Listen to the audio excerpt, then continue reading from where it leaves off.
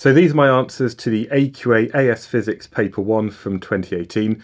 Now the paper's actually out of 70 marks, but AQA only published grade boundaries for Paper 1 and Paper 2 combined. So that's why out of 140 marks, you'd need to get 69 marks to get an A, which is actually quite a low value. And that means that these papers had lots of tricky and sometimes difficult questions. So you only had to get 69 out of 140, so less than half marks to actually get an A grade. So let's start with question number 1. The first question was looking at the nucleus and what's the interaction that allows the protons and neutrons to stay together. And this is due to the strong interaction, which is also known as the strong force. Now, something that's really useful to do is maybe consider the graph that shows or looks a little bit like this. And this shows both the positive and negative force of attraction or repulsion over different distances. And actually what we find is that over long distances, then the strong interaction is 0. When it gets quite close, we have something which is attractive, which is a negative value. And then when it gets really kind of close, it's actually a positive value, which means it's repulsive. So that's a graph that hopefully you recognise about the strong force. And in terms of answering the question, we need to identify it's a strong interaction. We also maybe need to quote some numbers. So what we can say is that it's attractive at less than 5 femtometers, and you could also include the fact that when it gets really close, it's a repulsive force, or actually when you've got something which is greater than 5 femtometers, it's going to be effectively 0. So what we have here is FM to be our femtometers, so really, really small units of length. And I suppose the third thing about this strong interaction is that it only affects hadrons. And because it only affects hadrons, that means that the baryons, so the protons and neutrons made out of 3 quarks, these are things that experience that strong interaction. So these are 3 points that you could put for that first answer. The second one is talking about different ways that the nuclei can decay. So it says that there's alpha and beta decay, and how in alpha there's 1 particle emitted, the alpha particle made out of 2 protons and 2 neutrons, or in beta decay there are 2 emitted particles. So this is about looking at how baryon number is conserved in alpha and beta decay. So my approach is I'm just going to write down element X, and what we have then are the A and Z numbers. So this is maybe our unstable isotope. Now this is going to decay to make a new element Y, plus it's also going to emit an alpha particle. So we just use 4, 2 to be the alpha. Whatever the Z number is goes down by 2. And the A number goes down by 4. And what we can say for alpha decay is that the number of protons and neutrons before is equal to the number after that decay. And that means, therefore, that the baryon number is a constant. All that's happened is that 2 protons and 2 neutrons have been ejected from the unstable nucleus. So that's alpha. That's stuff that you know. And I suppose if we think about something similar for beta decay, so this is beta minus, but we could have chosen beta plus, but I'm just going to use our conventional high-speed electron emitted from the nucleus. So that's got 0, minus 1. A stays the same, but Z increases by 1. And I suppose in this case, we'd also have this anti-electron neutrino emitted.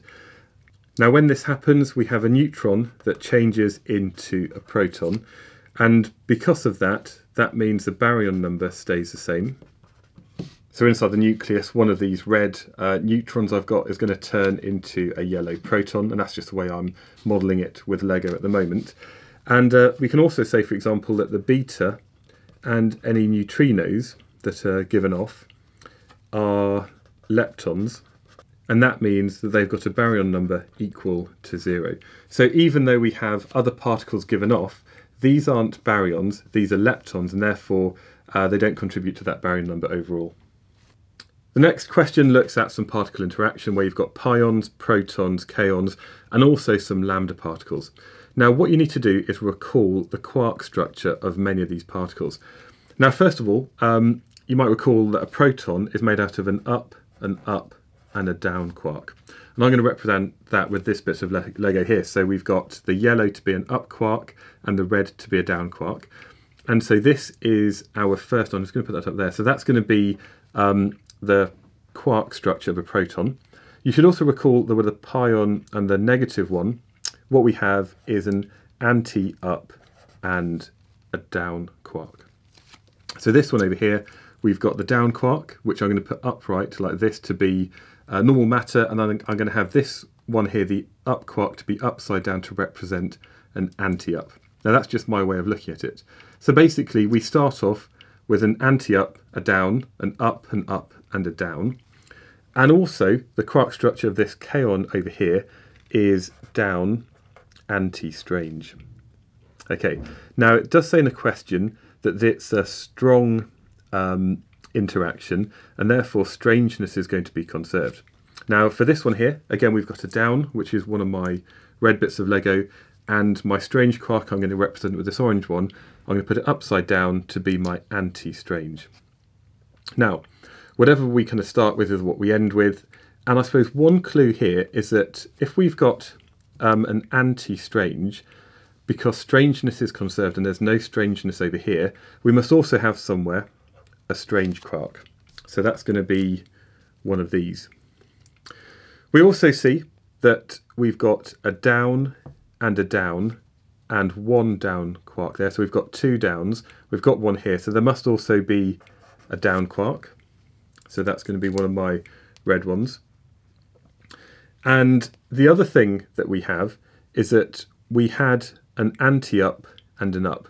Now those two things, because antimatter and matter collisions kind of start to annihilate, and effectively I guess that's where the strange quark has come from.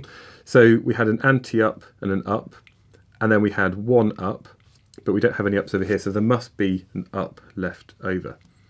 So we've got a strange quark, a down quark, and an up quark, and I guess these things combine together to make that lambda particle.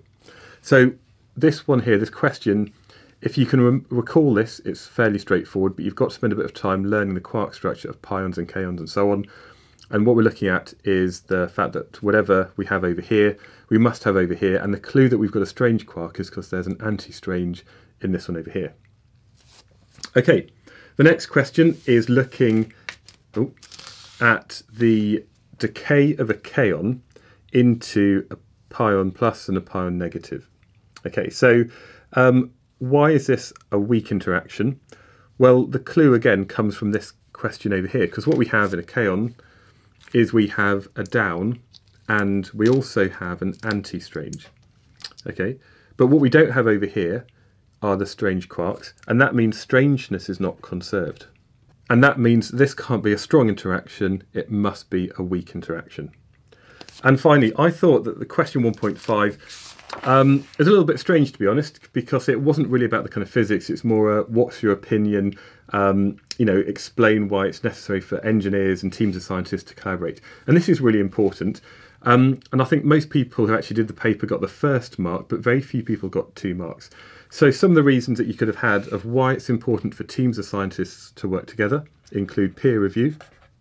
And this means that people will accept the results because they've been rigorously tried out and other people have been looking at the method to try and replicate it. Also, things are really expensive. And sometimes, things like CERN, for example, that can't be budgeted from just one country. So by having lots of people working together, all putting in a relatively small amount of money, that means the total amount of money for the project is there. And also, they often need different skills from different teams. And that's why working together is as part of a bigger organisation means that everybody has their own particular skills, and there's just more people there for people to bounce their ideas off and actually specialise where it's needed. So this one here, a relatively straightforward question, but I think people often struggled coming up with a couple of good reasons why it's so important for people to work in teams on international projects. So on to question 2 and a bit of mechanics, and we start with a truck which is going from wherever it's starting until it reaches point A over here. And it says that the truck moves through a total vertical displacement. I'm just going to label it on here.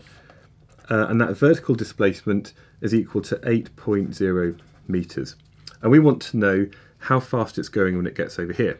So what we're going to consider is that because there's no friction and no air resistance, we're going to consider the conservation of energy. And effectively what we're saying is that the gravitational potential energy stored in the truck at the start is all going to be converted to the energy in a kinetic store at the end.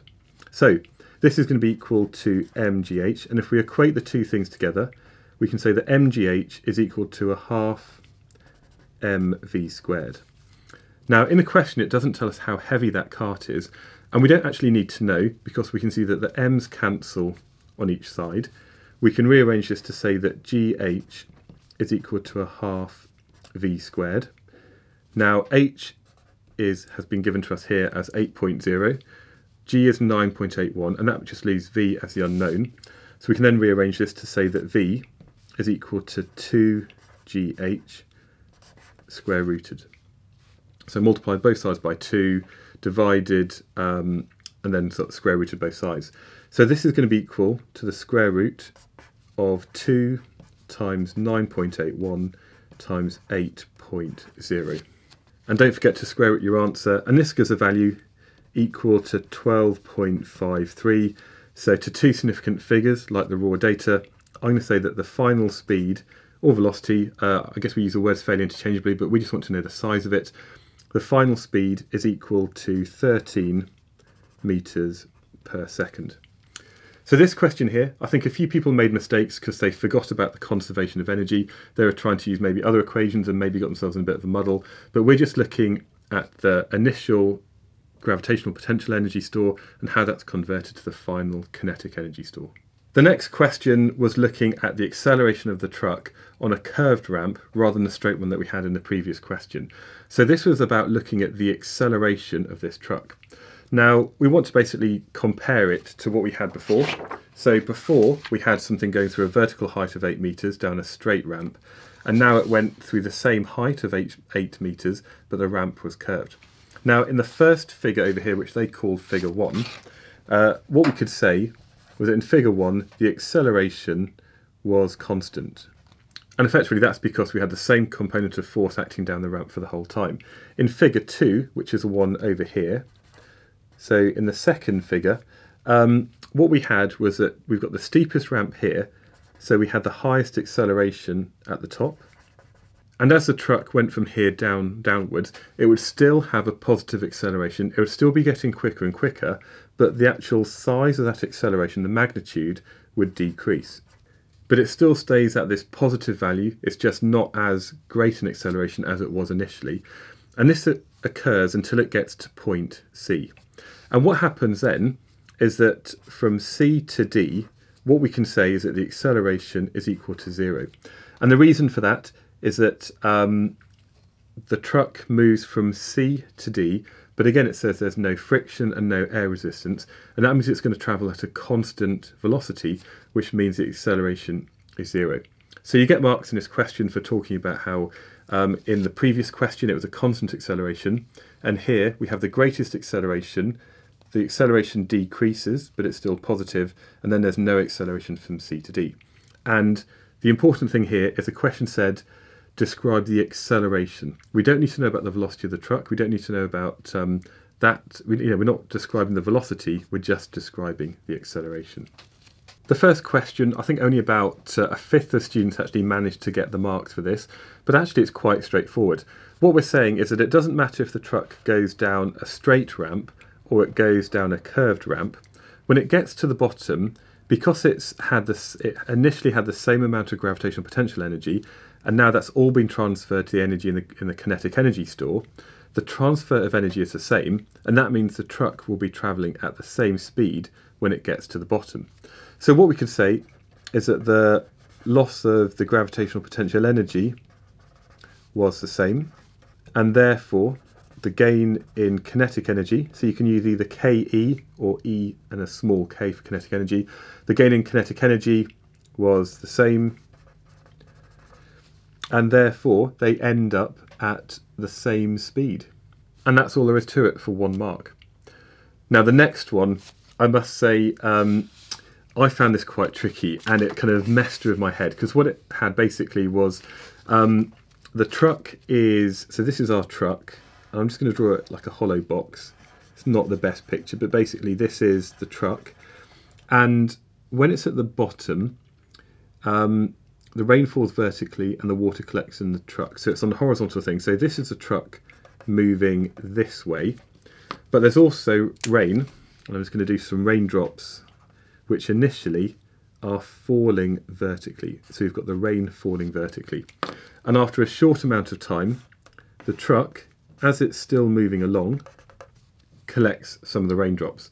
So let's think first of all about the truck. So let's consider what's happening to this.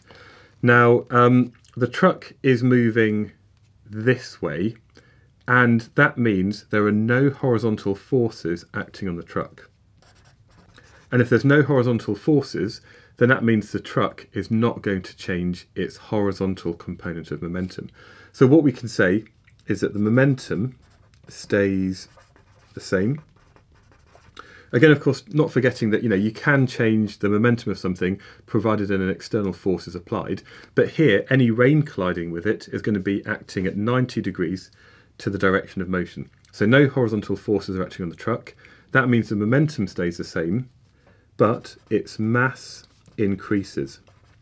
And the reason its mass increases is because it's travelling with raindrops in it as well as just the empty truck. So if the mass increases, remembering of course that momentum equals mass times velocity, the value of momentum is going to be the same, the mass is going to get bigger, and that must mean then that the velocity of the truck must get smaller. So we can say that velocity decreases. So all I've considered there is the blue bits here, which is the truck. Now, what happens to the rain? So I'm just going to write this in red. Well, the rain was initially moving down, but now it's stopped. So what we can say is that its vertical component of momentum reduced, and I suppose we can say it's been reduced to 0, but its horizontal momentum, because now these raindrops are also moving to the right, we can say its horizontal momentum has increased. And if you found this question difficult, don't worry about it. I think the examiner's report said almost 3/4 of students failed to get any marks. But my approach was to draw a diagram, because there's a lot of stuff in that question. I drew the truck, and this is before the rain hit it, and then I drew the truck after the rain was in the bottom of it. So again, and what we're thinking about is how we've got our horizontal and vertical components of momentum. So the truck momentum stays the same, the mass increases, so its velocity decreases, but the rain, the vertical momentum reduced to 0 because it's now not travelling down anymore, but the horizontal momentum has increased, and the reason for that is that its velocity has now increased in the horizontal direction. So that was question 2.4. Question 3 starts by looking at some energy levels for a hydrogen atom, and what we have are transitions, and this is when the atom is de-exciting. So maybe we've had an electron which has been excited, and then as it drops down energy levels, it then emits photons that correspond to the energy gaps which are on the diagram in the exam paper. So the first question looks at the transitions shown here, and it just wants you to match which of these are either ultraviolet, visible or infrared photons. Now, for this one over here, what I'd say is that we've got to think about the frequency or the energy of these different sorts of radiation. So visible is going to be in the middle, and I suppose actually without thinking too much, because if we look at the length of these arrows, B is in the middle, that means that B must be the visible one. Okay, so that's not even a physics question, that's more like a logical thing. But effectively, ultraviolet is more energetic, and that's when we're going to have a higher frequency photon, and that means we're going to have a bigger energy gap. So what we can say is that C has the biggest energy gap. It's going to give off the highest energy photon, which is going to be ultraviolet. And then that leaves, I guess, infrared as A, because this must be infrared because it's got the smallest energy transition, and therefore it's going to have the lowest energy photon. So that is 3 part 1, and that's hopefully a straightforward 1 mark question. Now I thought that question 3.2 is quite tricky because there are 2 mechanisms in which we can excite the electrons. One way is that a photon with just the right amount of energy can be absorbed by the electron, and then it moves up an energy level. The other way is that it could be excited maybe by a collision with another electron. So we've got electrons colliding with electrons which then excite the atom. And the question is really about why the photon has to have an exact amount of energy, but the electron can have a range of energies. So this one here, not many students got everything correct. So this was a difficult question. But basically what a lot of people said was about the photons. So with the photon, all of the photon's energy is exactly absorbed by one electron for the electron to move to a higher energy level. Okay, so that's what we know about photons. They must have exactly the right amount of energy for that to move to a higher energy level. But it's a different mechanisms for electrons, because an electron that comes in can just transfer part of its energy to this other electron, which moves up an energy level. And then this might lose some of its kinetic energy, and it might move off maybe at a different angle or at a different speed. So what we can say about electrons is that the electrons can transfer part of their energy to cause excitation and then keep moving. So hopefully that explains why, for a particular transition, the photon must have an exact amount of energy, but the electron only needs a minimum amount of kinetic energy. And if it has more kinetic energy than is needed for that transition, any energy not absorbed by the electron moving energy levels, this electron will still have, but it's just going to be travelling at a lower velocity afterwards. Okay, now let's get into some proper stuff with the photoelectric effect. Question 3.3 is looking at the photoelectric effect and the energy of the photons emitted in the previous part of question 3.1. Now, in terms of the photoelectric effect, it's given us the threshold frequency, and that tells us then about the work function of cesium. Now, the work function is going to be equal to hf0. Okay, so that's Planck's constant times the threshold frequency tells us the minimum energy required to liberate an electron from the surface of that material. So this is going to be equal to 6.63 times 10 to the minus 34. That's Planck's constant that you can find in the data book. And we're going to multiply this by the threshold frequency of 5.1 times 10 to the 14. And this gives an answer equal to 3.3813 times 10 to the minus 19 joules. Now, on the previous question, it had the energy levels given in electron volts. And what we therefore need to do is convert from joules to electron volts. Not forgetting, of course, that 1 electron volt is equal to 1.6 times 10 to the minus 19 joules. So I'm going to take this value here. I'm going to divide it by 1.6 times 10 to the minus 19 to get into electron volts. And that's then equal to 2.1 electron volts. So photons that have, so basically if the photon energy is greater than 2.1 electron volts, then the photoelectric effect happens and we get photo electrons. Now, looking at the photons we had in the first part of the question, the transition from this level to this level, well, it's going to be equal to the change in these two values. Now, for the first one, it's just 1.5 take away 0.85. So the change in energy is 0.65 of an electron volt, and therefore A won't happen. The transition for B goes from 1.5 to 3.4, which is 1.9 electron volts, and therefore B won't happen either, because the photons here don't have enough energy for any of the electrons to be emitted by the photoelectric effect. But this transition here, well, actually we can see it's clearly going to be bigger than 2.1, and 13.6 take away 3.4 is 10.2. I probably didn't need my calculator for that. So C, the photons have 10.2 electron volts, which is greater than the work function of cesium.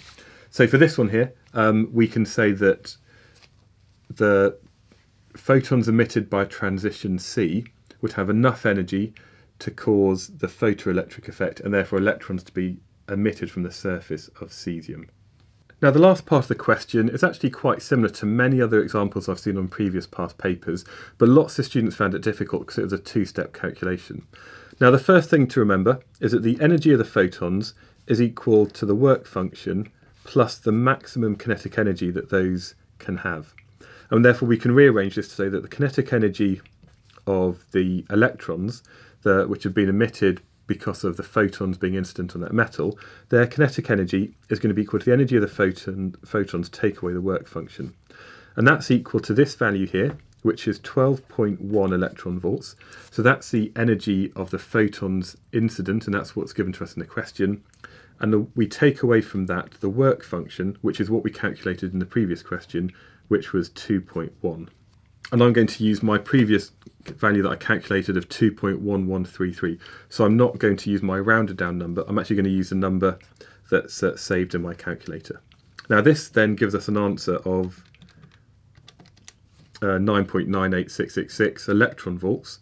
But that means, that's all good, but we need to convert it into joules to work out its kinetic energy. So what I'm going to do is I'm going to multiply this by 1.6 times 10 to the minus 19 to give an answer of 1.598 times 10 to the minus 18 joules. So that's the kinetic energy of the photons. But we know that sort of the electrons, but we know the kinetic energy is equal to half mv squared. And we want to find out how quickly they're going, or their maximum possible speed. And therefore v is going to be equal to 2ek over m. We're going to take the square root of that. So I'm going to take the previous answer, multiply it by 2, and divide it by the mass of an electron, which is 9.11 times 10 to the minus 31 that you get in your data book. And not forgetting to square root it, this gives us an answer equal to 1.873, which I'm going to say then is to two significant figures, like the raw data that we had. I'm going to say this is equal to 1.9 times 10 to the 6 meters per second. So this is all fine. All we're doing is we're looking at the energy of the photon, take away the work function to find the kinetic energy, converting it into joules, and then using it in this equation here to rearrange it to make v the subject to find that the answer is 1.9 times 10 to the 6 meters per second. So pretty quick. Question 4 was about a light uniform beam. It was supported by cables which were of different lengths, and when this was suspended it hung at an angle like this. And what's important to note is that the centre of mass of the beam is underneath point A, which is where another steel cable is going vertically upwards. So this is the situation we're looking at. Now the first one, what two conditions are needed for something to be in equilibrium?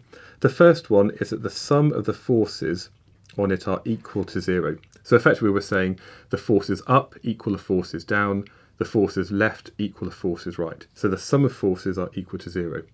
But for it to be in equilibrium, we also need to look at the moments.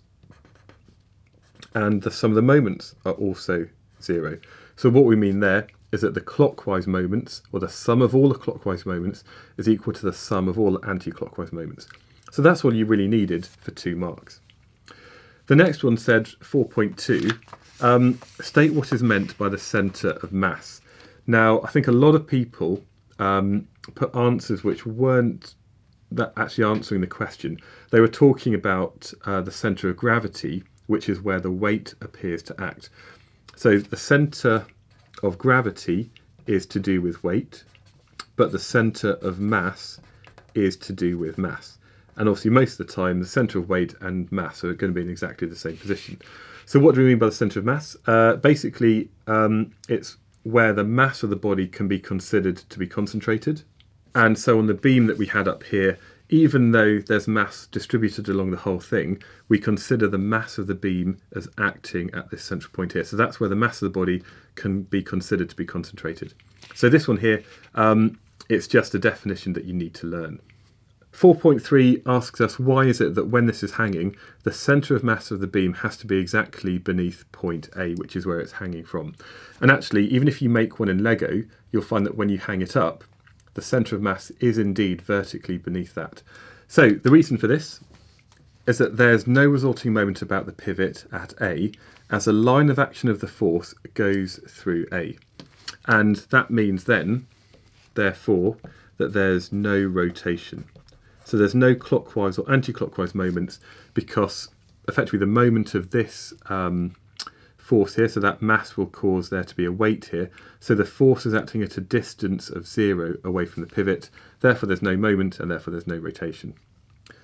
Now the next question caused loads of issues for people, but what we've got to think about is, I'm just going to draw this as a diagram like this. So that is my beam.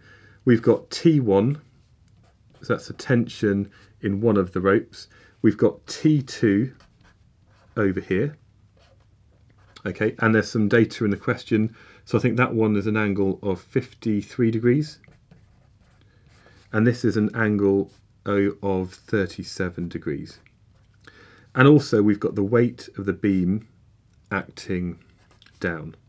Now, the first part of the question asked us about equilibrium. So if it's an equilibrium, we know that the sum of the forces are equal to 0. And therefore what we can look at first of all are maybe the sum of the forces in the horizontal direction. Now, the weight is acting vertically down, so there's no component of weight acting left or right.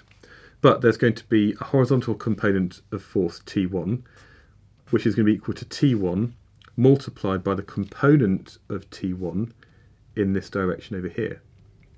Now, if we know that angle there, then we can work this out, because this component in the horizontal direction is going to be equal to sine T1 sine 53. And that's going to be equal and opposite to the horizontal component of force T2, which is acting over here. Now, this diagram's actually not great, is it? I mean, that arrow should probably be the same length as this, but this is just a sketch diagram. So we can say that T1 sine 53 to the right is equal to the force to the left, which is T2 multiplied by sine 37. So I've looked at my forces in the horizontal direction. The other thing we can say is that the forces in the vertical direction must also equal 0 because they're balanced. And what we can then do is say that effectively T1 times cos 53 plus the vertical component of T2, so that's T2 cos 37, that's equal to the weight, which is acting down. And the weight in the question, it says, is equal to 12,000 newtons. Oh, so that's equal to 12,000. Sorry, it's a bit messy there. So we've now got two equations and we've got two unknowns. So the approach that I'm going to take is I'm going to take this equation here and I'm going to rearrange it to make T2 the subject. So this equation here, if I just write it underneath, what we can say is that T2 is equal to T1 times sine 53 divided by sine 37. And what I can then do is I can put this back into the equation up here. So we can basically rewrite this equation as T1 times cos 53 plus T2, and T2 is equal to T1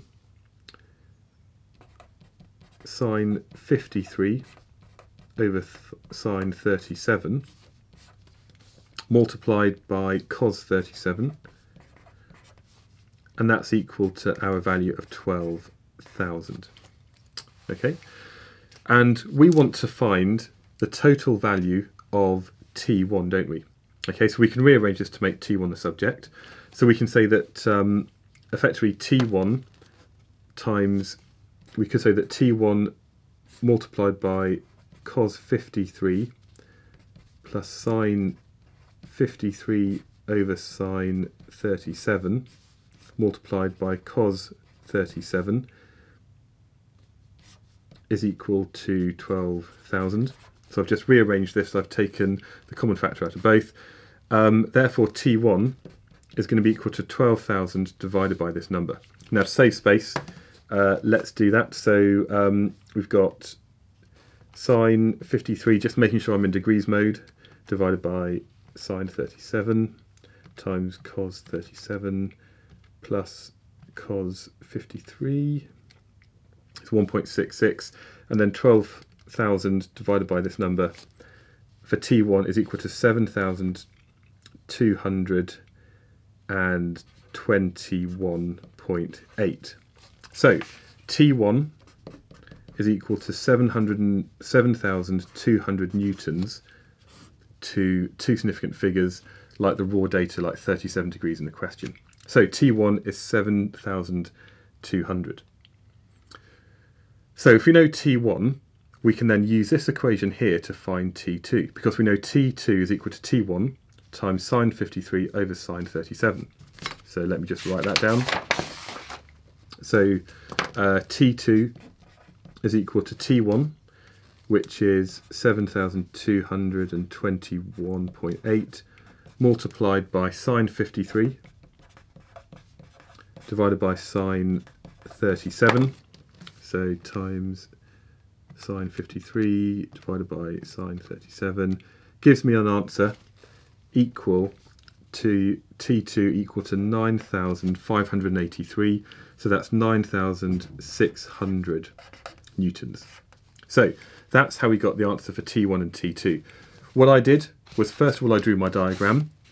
I then, because we know there's no resultant force, I equated my forces horizontally and I equated my forces vertically. We then had two equations and two unknowns.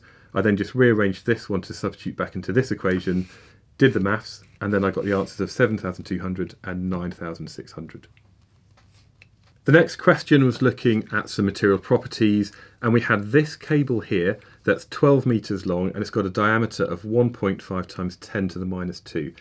And what we need to look at is the extension of this steel cable when the beam is hanging underneath it. So what we know from the question is we know the diameter of that cable, we know the length, so the diameter is equal to 1.5 times 10 to the minus 2 meters. The length was equal to 12 meters.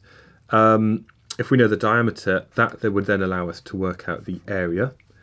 We know the Young modulus, which equals 2.0 times 10 to the 11 pascals. We don't know the extension, so I'm going to put that as delta L, and this is going to be the unknown. That's what we're trying to find out. But also we know that there's going to be a force acting down. Now this force is going to be equal to the weight of the beam. So that's what was given to us in the previous question. So we want to find this. Now the equation I'm going to start with is that the Young modulus is equal to the stress divided by the strain. Now the stress is the force per unit area, and the strain is the extension divided by the original length. Now that looks messy because we've got something over something over something over something over something, and we can actually write this as FL divided by A delta L. So that's the Young modulus. Now we want to find delta L, so we can rearrange this then to say that the change in length is equal to F times L over AE, or EA. It doesn't really matter. So that's how we look at the extension, but we've got the area here, and something that is so common, they always give you often the diameter rather than the cross-sectional area or even the radius, is that the area is going to be equal to pi d squared over 4. So what I'm going to do is put this into the equation here, and again effectively that means the change in length is going to be equal to FL over pi d squared over 4 times the Young modulus, and because we're dividing by something which is divided by 4, we can then say that the change in length is equal to 4FL over pi d squared E. Now, you could have done this as you could have just worked out the area from the diameter, you could have worked out the stress, you could have worked out the strain and done it individually. But what I've done here is I've substituted everything into one mega equation, and that means when I put the numbers in, there's going to be less chance of making a mistake. So this is going to be equal to 4 times 12,000 times the length of 12 divided by pi times 1.5 times 10 to the minus 2 squared times 2.0 times 10 to the 11. So bear with me while I just enter this into the calculator, and eventually this gives an answer for the change in length equal to 4.07 times 10 to the minus 3, and that's then going to be equal to two significant figures like the raw data up here, equal to a value of 4.1 times 10 to the minus 3 meters, which is reasonable because it's about 4 millimeters, which is about as long as this little line over here. So this cable, because it's quite thick, it doesn't extend massively when it's picking up a load from that beam. If this was 4 meters long, you'd know that you'd made a mistake in your calculation. So that was my answer to 4.5. So question 5 started out quite nicely, looking at the weight of an ice cube when you've been given its volume. So what we know is that the weight is equal to its mass times the gravitational field strength. We know that its density is equal to its mass divided by its volume, and therefore we can say that mass is equal to the density times volume. And if we put this into this equation over here, we can say that the weight is equal to rho v g. So for this one here, the density it gave us in the question was 920. The volume was, and it gave it quite nicely as 4.0 times 10 to the, multiplied by 4.0 times 10 to the minus 6 cubic meters. So there's no conversion from centimeters or whatever into meters. And then the value of G is just 9.81. So if we put those into the calculator, this gives an answer equal to 0.036. And because we're looking at the weight of something, that's in newtons.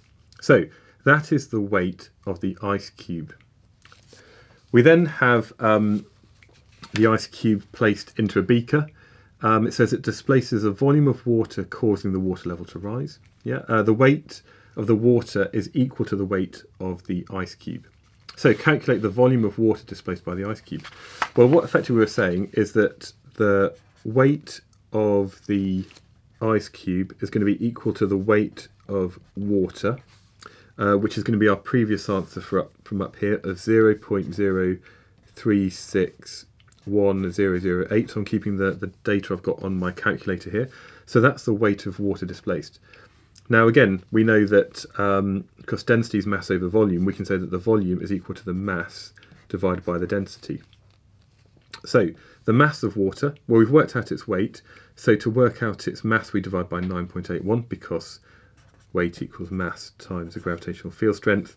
So the mass is going to be equal to 0.0361008 divided by 9.81.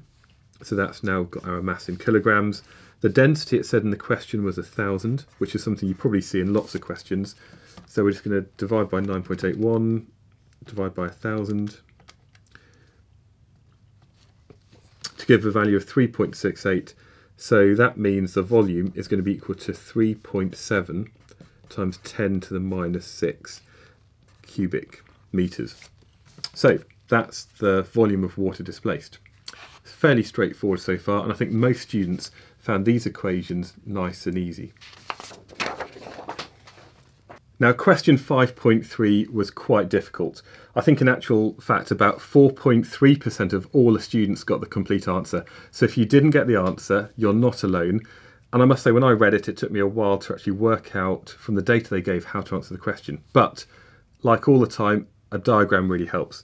So this diagram here is going to represent the volume, which is basically the ice cube. So this is the ice cube over here, and the volume in total is equal to 4.0 times 10 to the minus 6 cubic meters. Okay, now within this there's a piece of iron, and the volume of that is what we don't know, but I'm going to call this unknown volume V. Okay, so that's the volume of the iron, and that's an unknown value. But we know that this thing was in a container of water, and again it's going to be a certain mass or volume or weight of water which is being displaced. Now let's use green for the water, and what we know is that the mass of the water displaced was equal to 3.9 times 10 to the minus 3 kilograms. Now for this to be in equilibrium, we know from the previous question that the weight of water displaced is going to be equal to the weight of the ice cube and the weight of the iron added together. So what we can say is that the weight of the water is equal to the weight of the ice plus the weight of the iron. Okay, so the ice and the iron added together, their total weight must be equal to the weight of water displaced. And we can work this out because that's going to be equal to the mass of water multiplied by the gravitational field strength. And for this part here, it's probably worth remembering, of course, like from the very first part of the question, that the volume of anything is going to be equal to the weight of anything is going to be equal to its volume multiplied by the density times the gravitational field strength. So the weight of the ice is going to be equal to the volume of the ice multiplied by the density of ice multiplied by the gravitational field strength. And then the weight of the iron is going to be equal to the volume of the iron times the density of iron times the gravitational field strength. Okay, now we can see first of all that all the g's cancel, so we're going to get rid of that, that and that. We're going to put in the mass of the water, which is 3.9 times 10 to the minus 3 kilograms. Now, what's the volume of the ice? Well, the volume of the ice is going to be equal to the total volume of the cube, which is 4.0 times 10 to the minus 6, take away the volume of the iron, which is inside that cube. Okay, we're going to multiply that by the density of ice, which on the previous page was given to us as 920. And then we're going to add this to the volume of the iron, which again is our unknown. The density of iron given to us in the question was equal to 7,800. And yeah, so basically we're going to use this. So what we can then do is multiply through and get rid of the V. So the mass of the water is 3.9 times 10 to the minus 3. We're then going to do 4 times 10 to the minus 6 times 920, which is equal to 3.68 times 10 to the minus 3. Then we're going to take away 920 V, and we're going to add 7,800 V. Okay, hopefully that's all making sense so far. So then we can say that 3.9 take away 3.68 times 10 to the minus 3 is equal to 2.2 times 10 to the minus 4. And that's equal to 7,800 take away 920, which is equal to 6,880 times V. So we're going to divide this by 6,880 to get a value for V equal to 3.1976. So that's 3.2 times 10 to the minus 8 meters cubed. Now that looks like a really low number, but that's because this is quite a small ice cube and the piece of iron inside is going to be a lot smaller than that. So, sorry, 3.2, not 3.3. So it's 3.2 times 10 to the minus 8 cubic meters. That was an incredibly difficult question, and if you got anywhere within this and got some marks, then that's brilliant, because this was so difficult. But yeah, that's a lot of work to do for 3 marks. So question 6 started with a circuit and also a table of data where we had the potential difference and the power of all of these lamps under normal circumstances. And it did say that in the question that any changes in the resistance of the lamps are negligible, and that means we're going to imagine that these have all got a fixed resistance. So if we've got V and P, we can also work out the value of R. Not forgetting, of course, that power is equal to potential difference squared divided by R, and that means R is going to be equal to V squared over P. So if we look at V squared divided by P, V squared is going to be 6 times 6, which is 36, divided by 6 is just 6. So lamps A and C have a resistance of 6 ohms. Lamps B and D, so these two over here, again we're going to look at V squared over P, so that's 3.5 squared divided by 4.1, which gives an answer of 2.987, so that's 3.0 ohms. So now what we've done is we've worked out the resistance of each of these, and now we can look at how these share that potential difference. So I'm just going to put my resistances in, so A and C are 6, so that's 6.0, and that one is 3.0. And here we go, look at that, we've got 6 and 3, and we've got 9 volts. So how's that shared? Well, effectively, if something's got a bigger resistance, it's going to take a greater share of that potential difference. So of the 9 volts, we're going to have 6 volts split over here, and we're going to have 3.0 volts over there, just like the ratio of their resistances. So twice the resistance means it has twice the potential difference across it. So What does that mean? Well, basically, lamp A is operating at 6 volts, which is what it has over here, which is good. But lamp B is operating at 3 volts, when normally it would operate at 3.5. So what we can say is that A and C are at 6.0 volts, and therefore normal brightness. Whereas lamps B and D, they're operating below their normal below the normal voltage, and that means they're not going to be as bright as they normally would be. So these ones are going to be a bit dimmer than normal.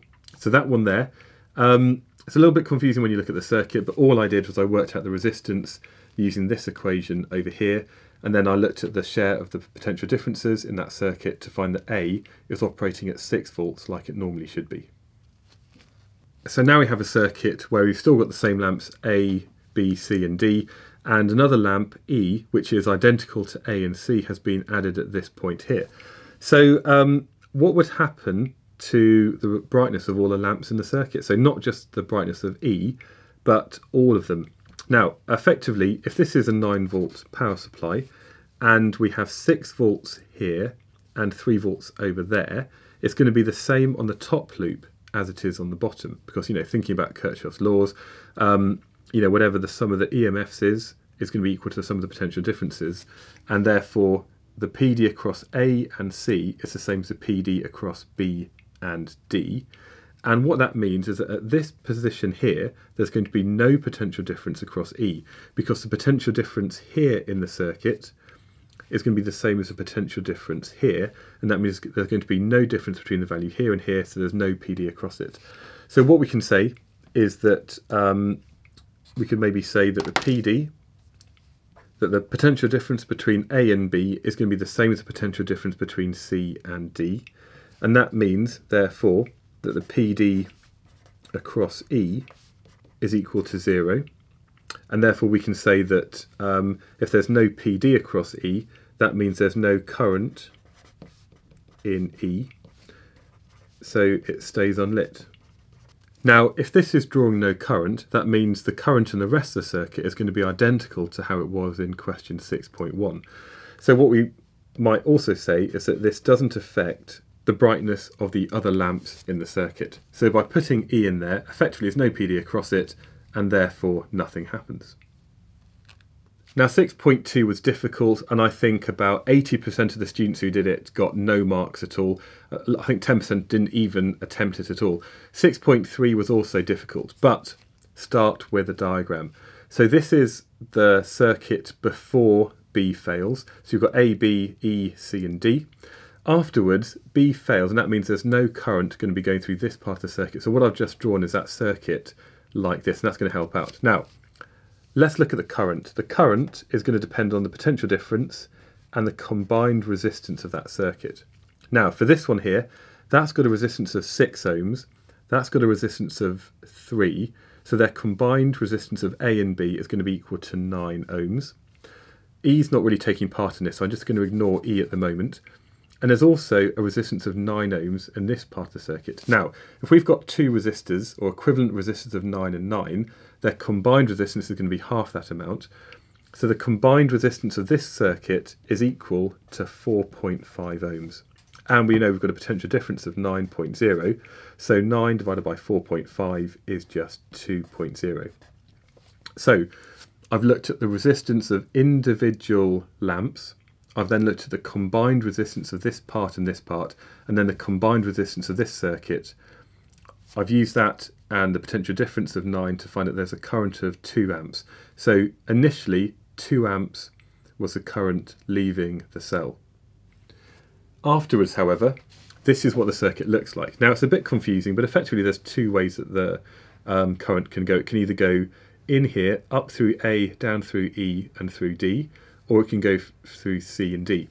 I'm going to redraw this to show that A and E are basically in series with one another, and they're in parallel with C, which is then in series with D.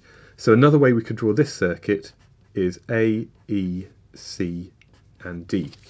Okay, now again, we've got values of 6 ohms and 6 ohms, so their combined resistance is going to be equal to 12 ohms. And C has got a resistance of 6 ohms, and D has got a resistance of 6 ohms as well. Now, if we want to look at the combined resistance of this 12 ohm and 6 ohm part of the circuit, we can say that 1 over RT is going to be equal to 1 over 6 plus 1 over 12. So on my calculator, we've got 1 divided by 6 plus 1 divided by 12, giving an answer of 0.25.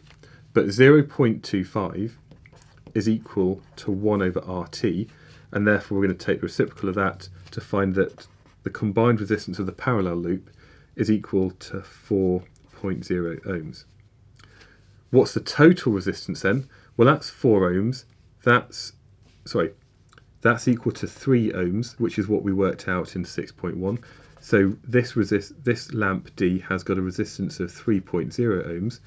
That 3 plus that 4 means that the combined resistance, I guess I'm going to call it RT as well, this combined resistance is equal to 7.0 ohms. So now the current is equal to the potential difference divided by the total resistance. Again, it's got the same cell providing 9 volts. The total resistance is now 7.0, and 9 divided by 7 is equal to 1.3. So before, the current was 2.0 amps. After it's blown, the value is now 1.3 amps. So the question says, deduce the effect on the current in the battery. Basically, the current will reduce.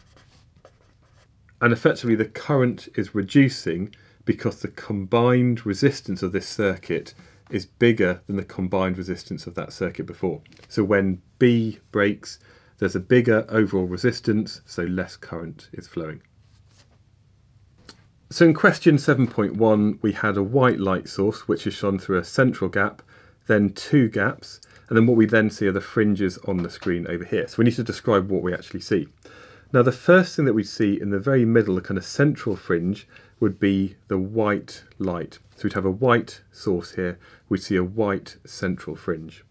And as we moved away from that, what we see then are coloured fringes, and each one would have a rainbow or a spectrum of different colours in it.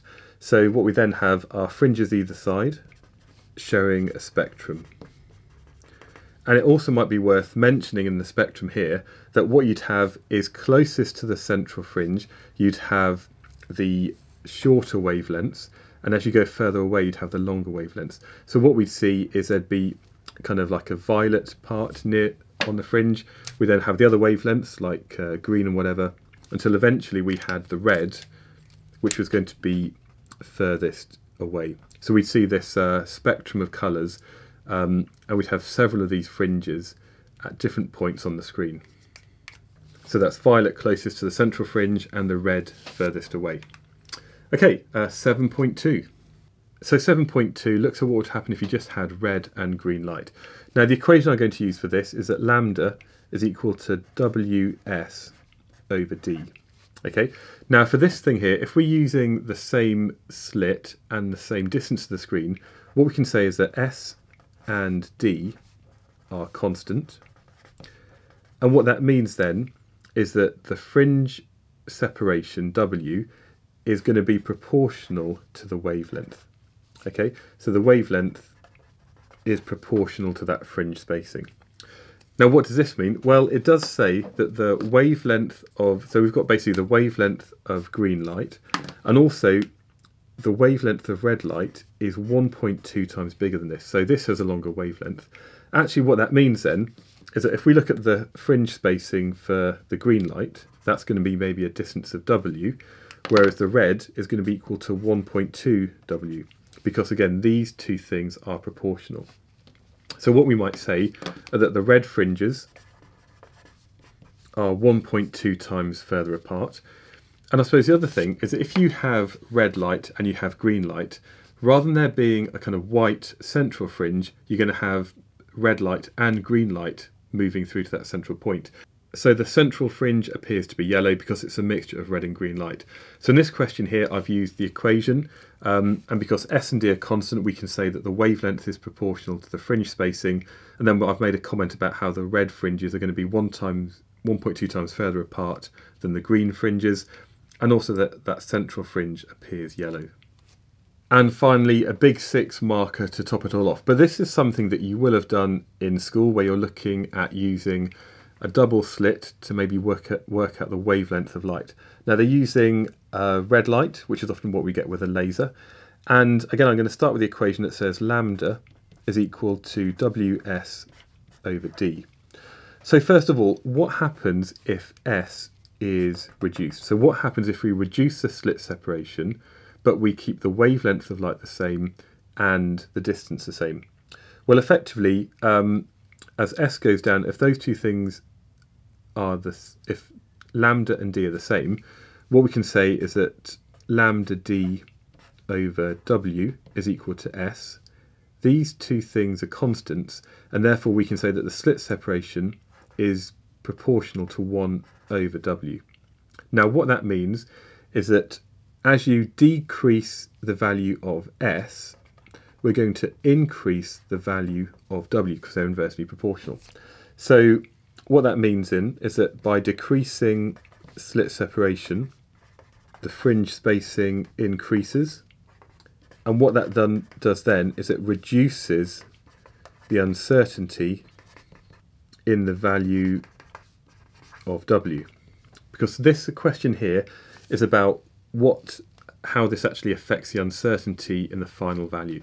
And again, the uncertainty in the final value is going to be equal to the uncertainty in the measured value of W, the uncertainty in S, and the uncertainty in D. And actually, it's probably worth saying that in the question, that what we do is we combine uncertainties in all the measurements to calculate the uncertainty in our measured value of wavelength. So yeah, basically by making S smaller, W gets bigger, so that means there's going to be less uncertainty in our measured value. What happens if we do something where we cause the screen to be closer, so we're decreasing D? Well, again, what we can see is that, let's do this in green, because D is equal to WS over lambda, we can say that if you've got the same wavelength and the same slit separation, D is going to be proportional to the fringe spacing. So as D reduced, that means that W is going to be reduced, and therefore a greater uncertainty in W. And if you've got a greater uncertainty in W, that would then give a greater uncertainty in your value of lambda. So as the screen gets closer, that means the fringe spacing is reduced, which means in your measured values there's going to be a greater percentage uncertainty, which will then lead on to a greater percentage uncertainty in lambda. So in this question here, you had to do it better than I did. This is just kind of my kind of quick kind of scaffolding. You need to think about making sure you're laying everything out in a logical order, that you're spelling the right words correctly, and also you're mentioning that about this is the equation that we use to measure wavelength, and how the uncertainties now in measured values combine to give the total uncertainty in the wavelength. You could also talk about how if you decrease the slit separation, the fringe separation or spacing increases, which means we have less of a percentage uncertainty in W, or equally if you made the screen closer, there'd be a greater percentage uncertainty in the fringe spacing, which would then lead on to a greater percentage uncertainty in lambda. So that was the last question. I think that only about 3.5% of people got 6 marks. And I think often people lost out marks by not being clear about the uncertainties in our measured values, how that affected the uncertainty in the final value of wavelength. So that was the end of paper 1 for AQA AS Physics in 2018. Definitely some tricky questions in there. And don't forget, of course, that you can find extra solutions to other past papers, and also you can subscribe to me on YouTube to stay updated with the latest videos. So thank you so much for watching. Goodbye.